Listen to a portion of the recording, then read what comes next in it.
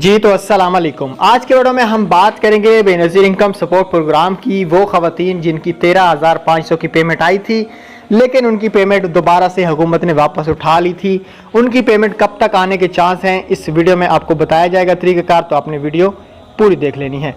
Video को शुरू करेंगे उससे पहले अगर आप हमारे YouTube चैनल पे नए हैं तो हमारे YouTube चैनल को सब्सक्राइब करना मत भूलेगा, साथ में बेल आइकन को भी लाजमी प्रेस कर दे ताकि बर वक्त हमारी वीडियो आपको YouTube पे देखने को मिलती रहे। चले आज की इस वीडियो को शुरू कर लेते हैं। जिन ख़वातीन की न्यू किस्त 13,500 की वापस हो गई है उनको जो पैसे हैं वो इस दफ़ा नहीं मिलेंगे।